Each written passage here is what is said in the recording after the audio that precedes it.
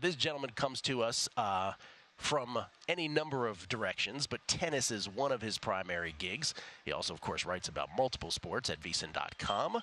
His name is Zach Cohen, and he joins us now. How you doing, Zach? What's happening?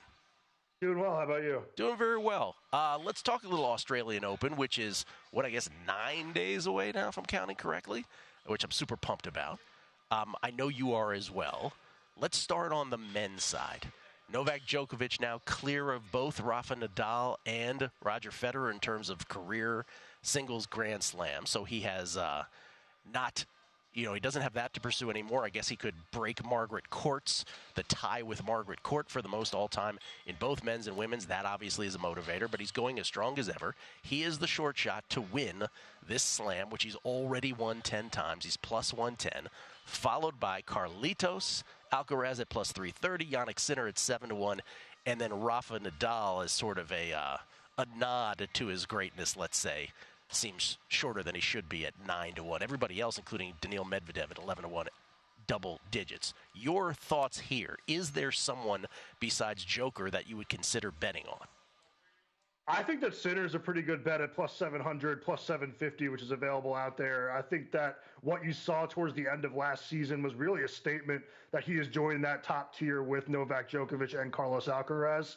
Last year, he had a top 5 hold percentage and break percentage over the course of the 2023 season. The only other players to do that in the history of the sport, Novak Djokovic, Andre Agassi, Rafael Nadal, Roger Federer. So it's elite company. I think that he's going to have a massive season, and I do think he'll probably win his first major. So I kind of think that the Australian Open is going to give him the best chance to do so because of the speed of the courts, the uncertainty surrounding it being the first event of the year. And now Djokovic has an injured wrist. In typical Novak fashion, he's entering the tournament with some injury concerns that are going to make him second guess him a bit. Did you have the same reaction to that I did, though, which is, oh, look, he has a wrist injury. I'm sure that'll really affect him in the Australian Open. I never know what to think. He looked pretty bothered by it, and then he lost Alex de Minaur, who I don't think he would ever lose to at 100% health. It was funny because I heard him make a joke saying that he had 3 pieces of chocolate the night before, which broke his insane diet. So that's probably why he hurt his wrist. But yeah, I don't know what to make of it, but it does make it a little hard to back him at, plus 100, pretty much even money odds. Yeah, he is. His body is pristine. That's for sure. But you got to respect that about him with the fact he didn't try to impose that on anyone else. He just liked it for himself, as opposed to some others. I agree with your Jannik Sinner take because, one, I think when we were a year ago, we would have said maybe the same thing about Sinner, which is, okay, he's on the cusp of breaking into the top of the top. Obviously, he was right below that anyway to begin with. I had him as the 5th best player in the world last year. But now, it did kind of happen towards the end of the calendar year where it's oh, here it is finally. It's also coupled with a bit of a dip from Carlitos from his top form, which may have just been he's exhausted from playing a lot of tennis. So what you're looking for, are you looking for in the draw for Sinner to be on Carlitos' side? Would that even make it even that much more of a bet for you? I'm comfortable with wherever he is because we did see him beat Novak twice in the span of a week towards the end of the season with, pretty high stakes. One at the ATP finals. I know he lost to him once they got to bracket play, but, it's hard to beat him that many times in a row. But he ended up beating him in the Davis Cup in a match that both of them really wanted. And like you said, we've been waiting for a breakthrough from Sinner. He got it at that Masters 1000 in Toronto. Then he won a couple of big tournaments after that. I do think that the breakthrough kind of already happened. And something that I kind of think is a little sneaky is that I do think that the Australian Open, there's a little bit less pressure than there is at other events. It's kind of happening overnight in the States. There's no, media getting on these guys. And there's, I don't think that any of these guys are really in their top form. So if you really do come in and you bring it that week, you have a chance to win. He definitely does feel like he is the 3rd best player in the world right now.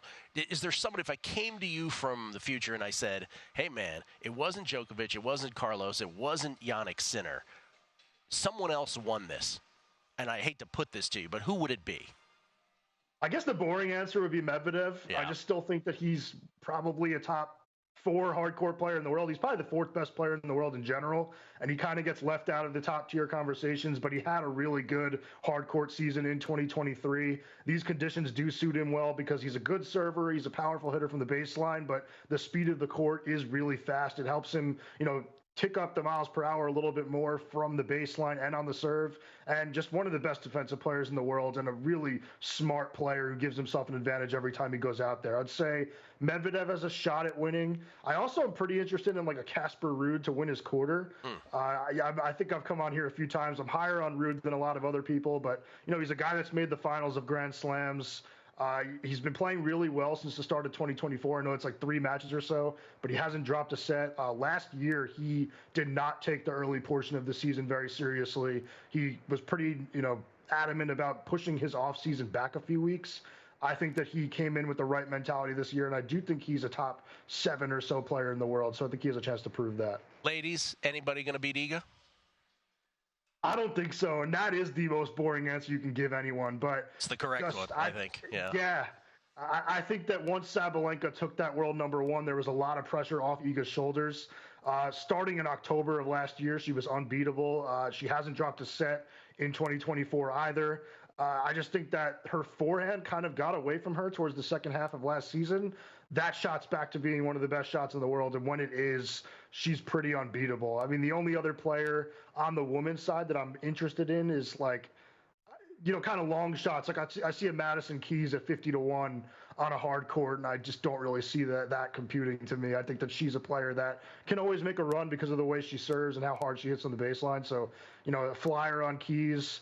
I do think that the odds makers have been telling us a story about Mira Andreeva for a while. Yes. Just pricing her in with some of the favorites when she hasn't really proven anything. I think that there's a pretty good shot that we see her do some big things in 2024 as well. I would agree with that. Mira Andreeva, 35-1 to win this Australian Open. But yeah, I said it when Iga won Beijing. I was like, that was her message of, I hope you all enjoyed it while you could. But just buttressing some of the thoughts that Zach Cohen had earlier on the men's side.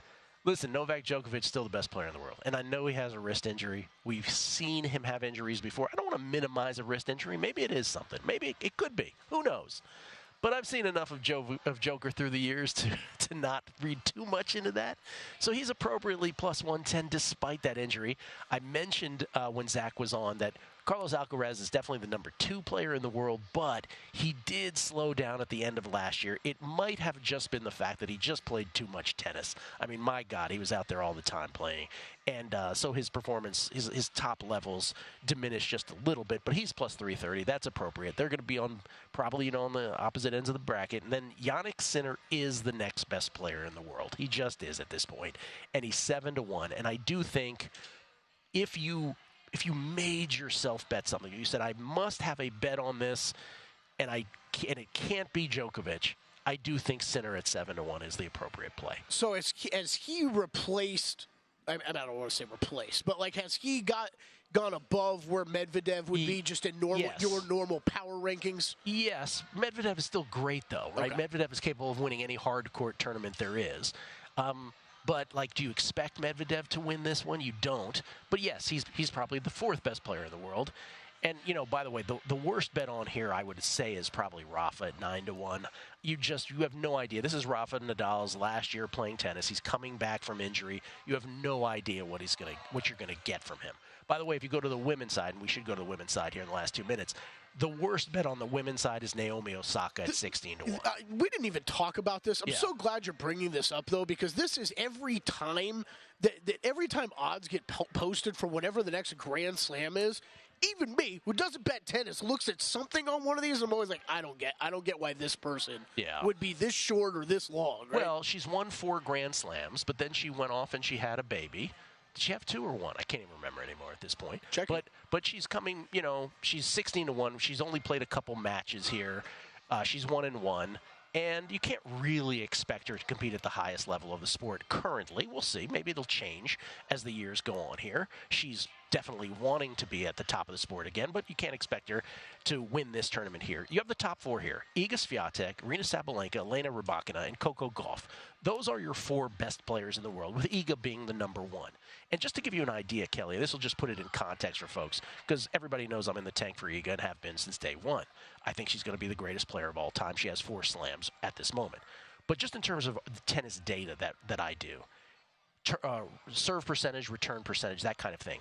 When you add those things up, if you come out, just to give you the hack, 100 is average, 110 is elite, 120 is like Djokovic, Iga level, typically, right? Okay. So if you take like it, I do 12-month, 6-month, 3-month numbers.